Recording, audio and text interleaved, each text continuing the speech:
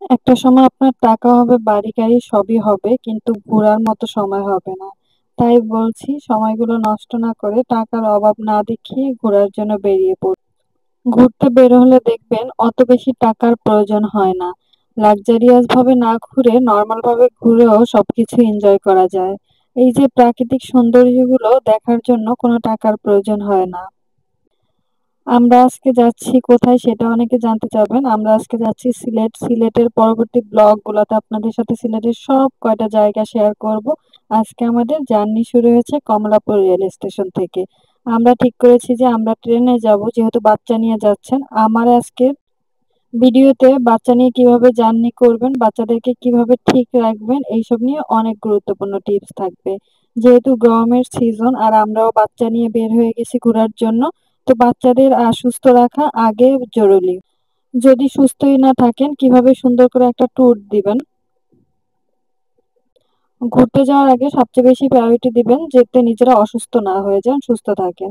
তো আমরা বাচ্চা নিয়ে যাচ্ছি, যেহেতু বাচ্চাদের প্রায়োরিটি আমাদের কাছে সবার আগে, তো আমরা বাস না চুজ করে আমরা ট্রেন চুজ করছি যাওয়ার জন্য। ট্রেনের টিকিট তো পাওয়াই যায় না, তারপরে আমরা অনলাইনে ট্রেনের টিকিটটা কেটে নিয়েছি যাওয়ার জন্য। তো এই যে বাচ্চারা ওরা একটু ঘুমাচ্ছে, একটু উঠছে, বাচ্চারা খুবই এনজয় করতেছিল এই জার্নিটা, ট্রেনের জার্নিটা। আর এই যে চলে আসছি, আমরা অলরেডি সিলেটের মধ্যে ঢুকে গিয়েছিলাম। আর দেখুন এই যে শ্রীমঙ্গলের চা বাগান কি সুন্দর। আর ট্রেন যেখানে যেখানে থামাচ্ছিল ওরা সেখানে সেখানে নেমে একটু ভিডিও নিচ্ছিল, ভিডিও করছিল। তো ভালোই লাগতেছিল ট্রেনের জার্নিটা। কিছু দূর যাওয়ার পরে একটু একটু পাহাড়, একটু একটু চা বাগান, এগুলা দেখে যেন মন আরো বেশি ভালো হয়ে গেছে। তো দেখতে দেখতে আমরা চলে এসেছি সিলেট। সিলেট আমাদেরকে ওয়েলকাম করে নিয়েছে। তো সিলেটে আসার পরেই যেই সমস্যাটা আমাদের প্রথমে হয়েছে, যে আমাদের ট্রেনটা থেমেছিল ৩ নাম্বার প্ল্যাটফর্মে। ওইখান থেকে আমাদের ওভারব্রিজ দিয়ে হেঁটে এই পাশে আসা আসা লাগছে। এটা একটু প্যারাময় ছিল। তো তারপর আমরা এনজয় করতেছিলাম।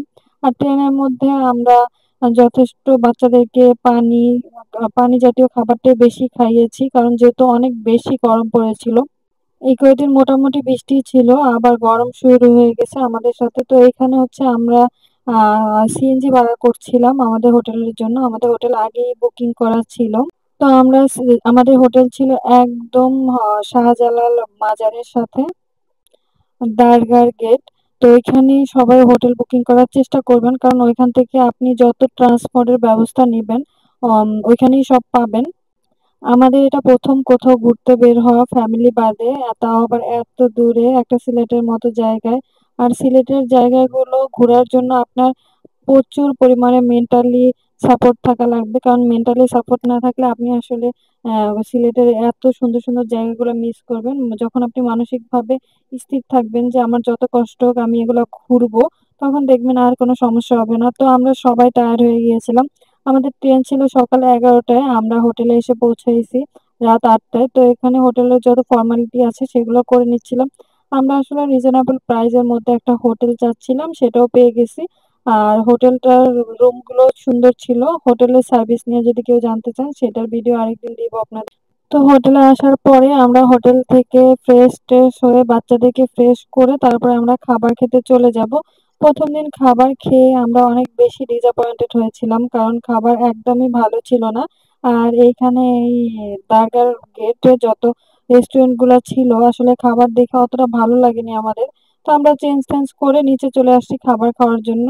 এই যে দেখুন আমাদের হোটেলের সাথেই শাহজালাল মাজার পড়েছে। তো এখানে অনেক ধরনের হোটেল পেয়ে যাবেন। আর এখানে অনেক কিছু কিনার মতো পেয়ে যাবেন। কিন্তু এগুলোর দাম এত বেশি চাচ্ছে এরা। তারপরে হচ্ছে আমরা রাত্রে খাবার খাওয়ার জন্য একটা হোটেল বেছে নিয়েছিলাম। কিন্তু ভাতগুলো একদমই ভালো ছিল না। চালটা একদমই সিদ্ধ হয় নাই। খাবার খেয়ে আমাদের একটু ভালো লাগে না, আরো অসুস্থ হয়ে গিয়েছি।